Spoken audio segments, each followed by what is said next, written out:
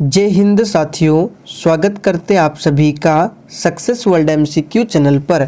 दोस्तों, आज की इस वीडियो में बिहार पुलिस कांस्टेबल की नई भर्ती के लिए जीके जीएस के 40 महत्वपूर्ण प्रश्नों को लेकर आए हैं। और दोस्तों, कल से आपका साइंस जीके का प्रैक्टिस सेट चलेगा। तो जितने भी स्टूडेंट चैनल पर पहली बार आए हैं, आप लोग चैनल को सब्सक्राइब कर लीजिए और साथ में बेल आइकन को ज़रूर प्रेस कर लेना, जिससे आप लोग इस चैनल पर डेली क्लास कर सकते हैं। तो चलिए जल्दी से आप सभी लाइव में जुड़ जाइए। सभी को गुड इवनिंग, गुड इवनिंग। तो पहला प्रश्न आपके सामने है, अपचायक वह पदार्थ है जो क्या करता है। बहुत ही शानदार लेवल का प्रश्न है, फटाफट से आंसर बताइए। दोस्तों, प्रत्येक स्टूडेंट को आंसर करना है ताकि आप सभी का प्रॉपर तरीके से रिवीजन भी हो सके। तो हमने आपको पहले भी बताया था, अपचायक वह पदार्थ है जो क्या करता है, इलेक्ट्रॉन का त्याग करता है। तो इस प्रश्न को अभी याद कर लेंगे, एग्जाम के लिए इम्पोर्टेंट बनेगा। अपचायक वह पदार्थ है जो इलेक्ट्रॉन का त्याग करता है। दूसरा प्रश्न है, संयोजकता में क्या होता है। यहाँ पे सही कर लेंगे, सहसंयोजकता। सहसंयोजकता में क्या होता है। तो यहाँ पे दूसरे प्रश्न का आंसर हो जाएगा, सहसंयोजकता में दोनों परमाणुओं द्वारा इलेक्ट्रॉनों की साझेदारी होती है। तो देखिए बी ऑप्शन में दिया हुआ है, दोनों परमाणु द्वारा इलेक्ट्रॉन की साझेदारी होती है। तीसरा प्रश्न है, किसी ऑर्बिटल में इलेक्ट्रॉन की अधिकतम संख्या क्या होगी। यहाँ पे इलेक्ट्रॉन कर लेंगे। बिल्कुल इसी तरह के प्रश्न एग्जाम में भी पूछे आते हैं, फटाफट से आंसर कीजिए। किसी ऑर्बिटल में इलेक्ट्रॉन की अधिकतम संख्या क्या होती है। तो याद कर लीजिए 2। यहाँ पे बी ऑप्शन जो ही बच्चे बता रहे हैं बिल्कुल सही जवाब है। 8 नहीं होगा। यहाँ पे क्या पूछा गया है, किसी ऑर्बिटल में इलेक्ट्रॉनों की अधिकतम संख्या, तो 2 हो सकती है। इसमें आपको कन्फ्यूज नहीं होना है। निम्न में से कौन सी राशि अदिश राशि है। चलिए चौथे प्रश्न के लिए आंसर बताइए। निम्नलिखित में से कौन सी राशि अदिश राशि है। तो आंसर क्या हो जाएगा, आवेश। आवेश क्या है, ये एक अदिश राशि है, ध्यान रखना है। अदिश राशि के उदाहरण है दूरी, चाल, समय, क्षेत्रफल हो गया, तापमान, ऊर्जा, कार्य, ये सभी क्या है, अदिश राशि है। और सदिश राशि के उदाहरण सुन लीजिए, विस्थापन हो गया, वेग हो गया, आवेग हो गया, संवेग हो गया, बल, आघूर्ण, ये सभी क्या है, सदिश राशि के उदाहरण है, ध्यान रखना है। चलिए आगे बढ़ते हैं। धमनी और शिरा में रक्त का पीएच मान क्या होता है। चलिए आंसर बताइए 5 के लिए फटाफट से। धमनी व शिरा में रक्त का पीएच मान कितना होता है। तो यहाँ पे जो ही बच्चे बी बता रहे हैं बिल्कुल सही जवाब है। धमनी में रक्त का पीएच मान अधिक होता है और शिरा में कम होता है। रक्त का पीएच मान होता कितना है, 7.4 होता है और ये क्षारीय प्रकृति का होता है। और रक्त जो है ये एक संयोजी ऊतक है। फीमर तथा टिबिया फिबुला के बीच कौन सी संधि होती है। चलिए 6 के लिए फटाफट से आंसर कीजिए। फीमर तथा टिबिया फिबुला के बीच कौन सी संधि होती है। तो दोस्तों ये है कब्जा संधि, यहाँ से याद कर लीजिए, इंपॉर्टेंट प्रश्न बनते हैं। देखिए फीमर तथा टिबिया फिबुला के बीच कौन सी संधि, कब्जा संधि, और इसे हिंज ज्वाइंट भी कहते हैं, यहाँ पे लिख देते हैं। तो ऑप्शन में आपको हिंज ज्वाइंट भी दे सकता है कब्जा संधि के जगह पर। तो दोनों नाम याद रखना, हिंज ज्वाइंट। भ्रूण अनुपस्थित होता है। और आज आपके जितने भी प्रश्न सही होते हैं आपको याद रखना है, फिर सेशन के लास्ट में आपको अपना अपना स्कोर कमेंट करके बताना है भ्रूण किसमें अनुपस्थित होता है। तो देखिए दोस्तों, भ्रूण जो है शैवालों में अनुपस्थित होता है। यहाँ पे ए ऑप्शन आपका सही जवाब है, ध्यान रखना है। शैवाल का अध्ययन क्या कहलाता है, फाइकोलॉजी। और एक पूछा जाता है कवक, कवक का अध्ययन कहलाता है माइकोलॉजी, ध्यान रखेंगे। निम्नलिखित में से कौन सा विकल्प विद्युत धारा के तापन प्रभाव का उदाहरण नहीं है। और देखिए दोस्तों, बीच बीच में आपको यहाँ पर साइड में कुछ इम्पोर्टेंट वीडियो के लिंक मिलेंगे, तो उसको क्लिक करके ज़रूर देखिएगा। इम्पोर्टेंट क्लास के लिंक रहते हैं। तो यहाँ पे आंसर क्या हो जाएगा, निम्नलिखित में से कौन सा विकल्प विद्युत धारा के तापन प्रभाव का उदाहरण नहीं है। तो सही जवाब है बी ऑप्शन, पंखे की कार्यशीलता। ये जो है विद्युत धारा के चुंबकीय प्रभाव के सिद्धांत पर कार्य करता है, न कि तापन प्रभाव पर। तो आंसर हो जाएगा बी ऑप्शन, याद रखिएगा। निम्नलिखित में से कौन सा कंप्यूटर का एक हार्डवेयर घटक नहीं है। चलिए आप सभी आंसर बताएंगे। और दोस्तों, बिहार पुलिस में किस तरह के प्रश्न पूछे जाते हैं, किस लेवल का प्रश्न पूछा जाता है, अगर आप लोग देखना चाहते हैं तो यहाँ ऊपर आपको लिंक शो रहा होगा प्लेलिस्ट का। इस प्लेलिस्ट में बिहार पुलिस में 2010 से लेकर अब तक जितने भी प्रश्न पूछे गए हैं सभी वीडियो को कराया गया है। अलग अलग सब्जेक्ट के अलग अलग वीडियो है, जैसे हिस्ट्री का अलग है, पॉलिटी का अलग है, ज्योग्राफी का अलग है। तो आप लोग लिंक पर क्लिक करके जाकर देख सकते हैं।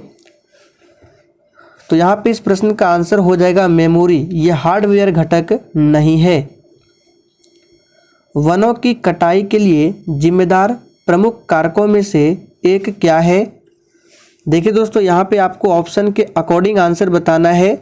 जो ऑप्शन में पूछा गया है वही बताना है। तो वनों की कटाई के लिए पूछा जा रहा है, तो सूखा तो कभी होगा नहीं। ज्वालामुखी विस्फोट के कारण वनों की कटाई नहीं करते हैं। साइक्लोन से भी नहीं होता है। यहाँ पे क्या होगा, कृषि। जो इन चारों ऑप्शन में से मुख्य कारक है ये कृषि है। कृषि वनों की कटाई के लिए जिम्मेदार प्रमुख कारकों में से एक है। और ऐसे भी निम्न कारण बहुत है, जैसे हो गया आपका पशुधन हो गया, गतिविधियाँ, खाद्य उद्योग, खनन, ये सभी के लिए अत्यधिक जिम्मेवार है वनों की कटाई के लिए। हार्ड डिस्क किस प्रकार की स्टोरेज डिवाइस है। चलिए फटाफट से आंसर कीजिए। और दोस्तों, आप सभी डेली क्लास को अटेंड कीजिए। क्लास का टाइम है डेली रात 8:30 बजे से। तो हार्ड डिस्क किस प्रकार की स्टोरेज डिवाइस है, तो याद रखिएगा ये है द्वितीयक स्टोरेज डिवाइस। तो सही आंसर है डी ऑप्शन। विश्व का सबसे बड़ा कॉफ़ी उत्पादक देश कौन सा है। और बहुत बच्चे कमेंट करते हैं पीडीएफ कहाँ पर मिलेगा, तो इसका पीडीएफ आपको टेलीग्राम पर मिल जाएगा। टेलीग्राम का लिंक इसी वीडियो के नीचे डिस्क्रिप्शन बॉक्स में है। तो विश्व का सबसे बड़ा कॉफ़ी उत्पादक देश कौन सा है, तो ये ब्राज़ील है। यहाँ पे डी ऑप्शन आपका सही जवाब है। और भारत में पूछे सबसे अधिक कॉफ़ी उत्पादन करने वाला राज्य कौन सा है, तो आप सभी जानते हैं कर्नाटक है। मेची नदी किस नदी की सहायक नदी है, यहाँ पे नदी होगा।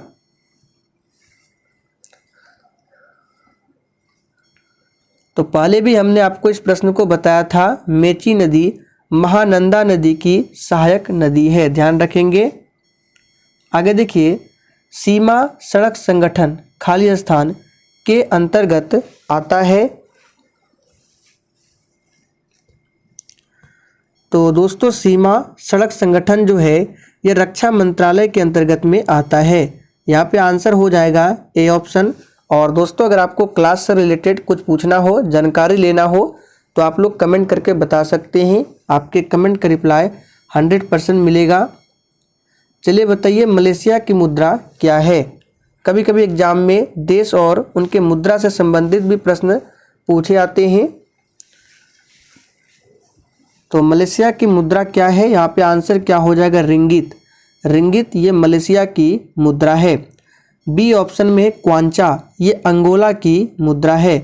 और पेसो की बात करें तो अर्जेंटीना, चिली, कोलंबिया, फिलीपींस, इन सभी जगहों पर पेसो है। और यूरो की बात करें तो ऑस्ट्रिया, बेल्जियम, साइप्रस हो गया, फिनलैंड, आयरलैंड, इटली, इन सभी जगहों पर यूरो है।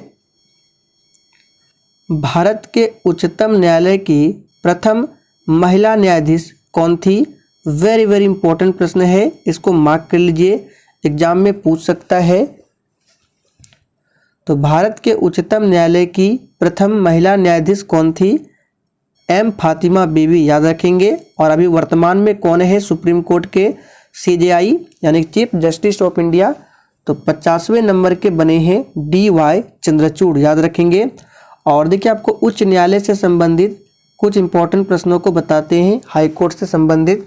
जैसे कि भारत में सबसे पुराना हाई कोर्ट पूछा जाता है तो कलकत्ता हाई कोर्ट है, और सबसे बाद में जो बना है अभी हाल ही में तो वो है अमरावती उच्च न्यायालय, ध्यान रखेंगे। पटना उच्च न्यायालय की स्थापना पूछा जाता है 3 फरवरी 1916 को।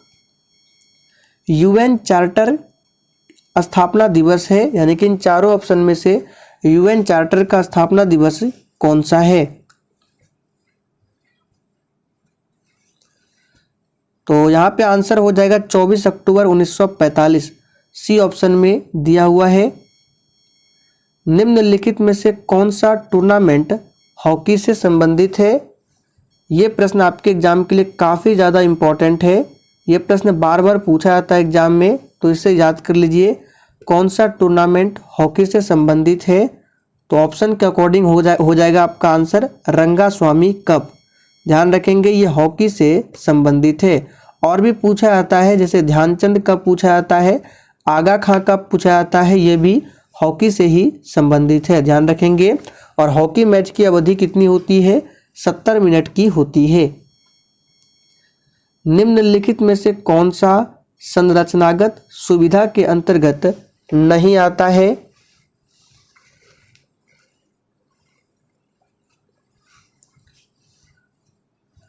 तो कौन सा संरचनागत सुविधा के अंतर्गत नहीं आता है? ये है मनोरंजन, ये संरचनागत सुविधा के अंतर्गत नहीं आता है। किस स्थान को यहाँ होगा समुद्रपुत्र कहते हैं? चलिए 20 के लिए फटाफट से आंसर कीजिए।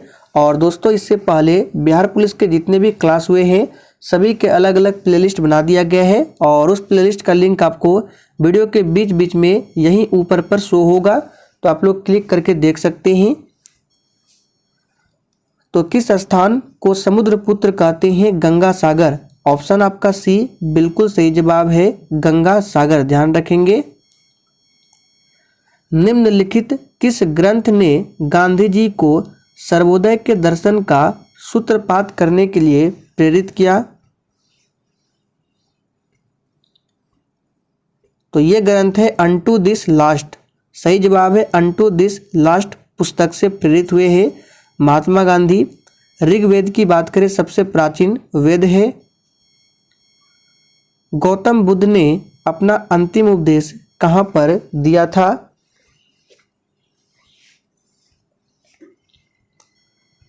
तो दोस्तों गौतम बुद्ध ने अपना अंतिम उपदेश दिया था कुशीनगर में, सही जवाब है सी ऑप्शन। और प्रथम उपदेश कहाँ दिया था? सारनाथ में। सर्वाधिक उपदेश कहाँ दिए थे? श्रावस्ती में दिए थे। और लुम्बिनी वन में क्या हुआ था? बुद्ध का जन्म होता है कपिलवस्तु के लुम्बिनी नामक स्थान पर। कब होता है आप लोग कमेंट करके बताइए। और भगवान बुद्ध के बचपन का नाम क्या था? याद रखिएगा सिद्धार्थ। और महावीर स्वामी के बचपन का नाम वर्धमान। विश्व प्रसिद्ध मयूर सिंहासन मुगलों के किस भवन में रखा गया था? एक भी प्रश्न फालतू नहीं है, सभी प्रश्न एग्जाम के लिए इम्पोर्टेंट है। तो मयूर सिंहासन मुगलों के किस भवन में रखा गया था? यहाँ पे आंसर क्या हो जाएगा? दीवान ए आम। देखिए किस ऑप्शन में दिया है?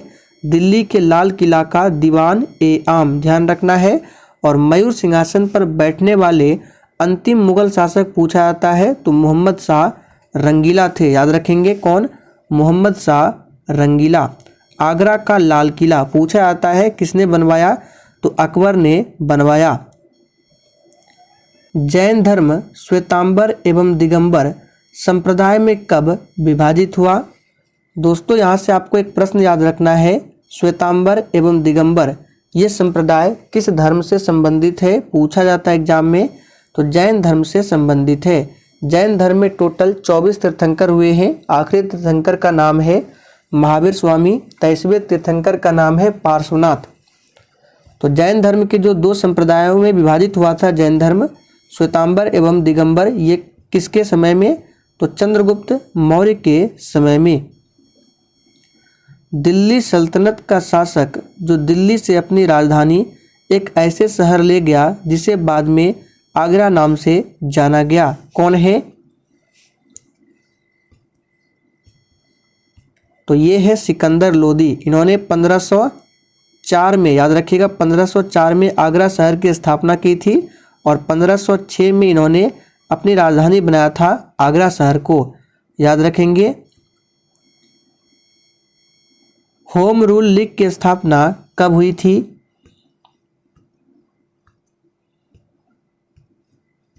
चलिए फटाफट से आंसर कीजिए।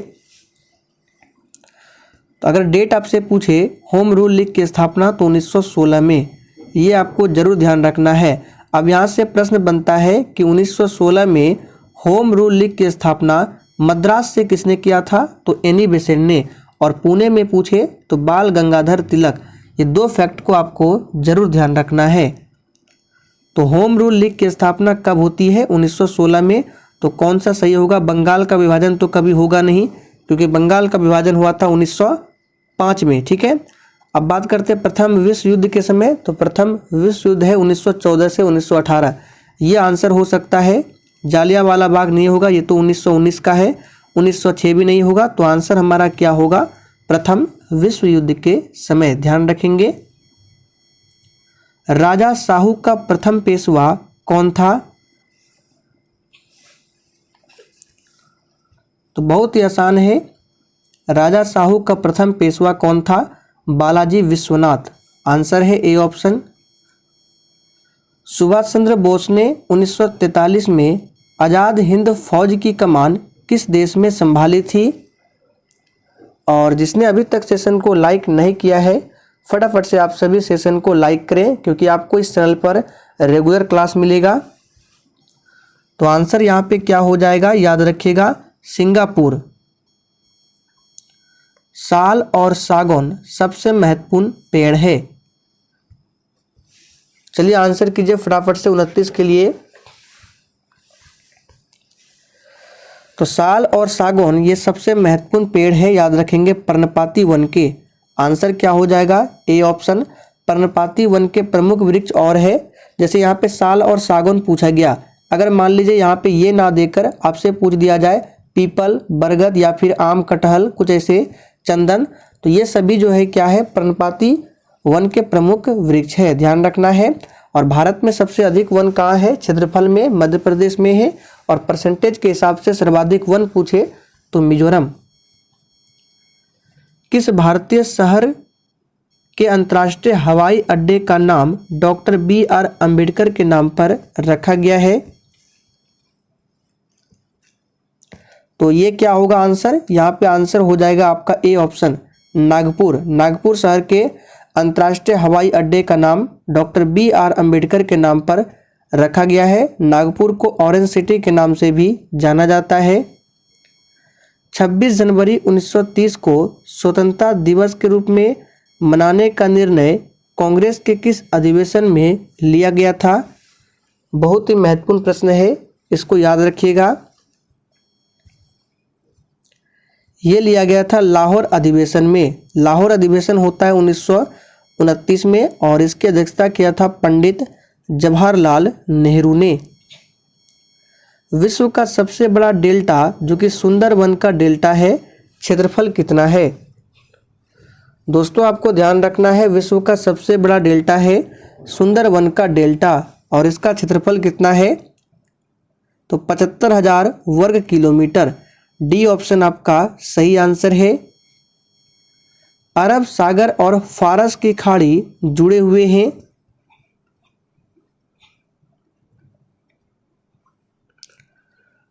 तो सबसे पहले बात करते हैं पाक जलडमरू मध्य। ये अक्सर पूछा जाता है। तो ये बंगाल की खाड़ी एवं अरब सागर को जोड़ती है पाक जलडमरू मध्य। यहाँ पे पूछा गया है अरब सागर और फारस की खाड़ी, तो ये है हारमुज। हारमुज जलडमरू मध्य है। निम्नलिखित में से कौन सा स्थान का दैनिक तापांतर उच्चतर होता है? तो यहाँ पे ऑप्शन के अकॉर्डिंग आंसर हो जाएगा दिल्ली। बद्रीनाथ किस नदी के तट पर बसा है? तो बद्रीनाथ जो है ये अलकनंदा नदी के तट पर बसा है। सही जवाब है सी ऑप्शन। एक पूछा जाता है कटक, तो याद रखिएगा कटक जो है महानदी के किनारे बसा हुआ है। और भी बता देते हैं इंपॉर्टेंट जो पूछा जा सकता है, लखनऊ गोमती नदी के किनारे है। अहमदाबाद पूछ सकता है, साबरमती नदी के किनारे है। और जमशेदपुर याद रखना है स्वर्ण रेखा नदी के तट पर है। टोम्बोलो स्थलाकृति का निर्माण किस प्रक्रम द्वारा होता है? टोम्बोलो ये क्या है? स्थलाकृति है। इसका निर्माण किस प्रक्रम द्वारा होता है? तो ये होता है सागरीय जल द्वारा। कॉकपिट ऑफ यूरोप किस देश को जाना जाता है? यहाँ से आपको दो महत्वपूर्ण प्रश्न बताते हैं। प्यासी भूमि का देश पूछा जाता है एग्जाम में, जो कि है ऑस्ट्रेलिया। ऑस्ट्रिया नहीं, ऑस्ट्रेलिया, यहाँ पे सही कर लेंगे ऑस्ट्रेलिया। ऑस्ट्रेलिया की राजधानी है कैनबरा, जबकि ऑस्ट्रिया की राजधानी है वियना। और कॉकपिट ऑफ यूरोप कहा जाता है बेल्जियम को। तो आंसर क्या होगा आपका? सी ऑप्शन याद रखेंगे। पहाड़ के ढलानों पर मुख्य रूप से क्या उगाया जाता है?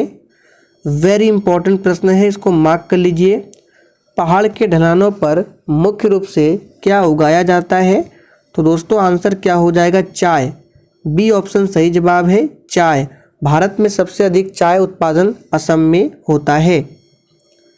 भटकल बंदरगाह किस राज्य में स्थित है? तो भटकल बंदरगाह है कर्नाटक राज्य में, याद रखेंगे।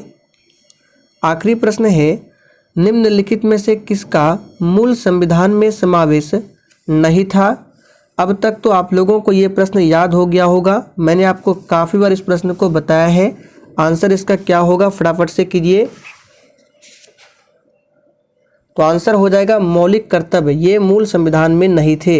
ये कब जोड़े गए? तो 1976 में जोड़े गए। कौन सा संशोधन था? तो 42वां संशोधन। किस समिति की सिफारिश पर? तो सरदार स्वर्ण सिंह समिति के सिफारिश पर जोड़े गए थे। 10 मौलिक कर्तव्य जोड़े गए थे, लेकिन 11वां मौलिक कर्तव्य जो है इसे जोड़ा गया था किस संविधान संशोधन के तहत, ये आप लोगों को बताना है। तो दोस्तों आज के लिए इतना ही। सेशन पसंद आया हो तो सभी लोग लाइक कीजिए और सेशन को अधिक से अधिक दोस्तों के साथ जरूर शेयर कीजिए।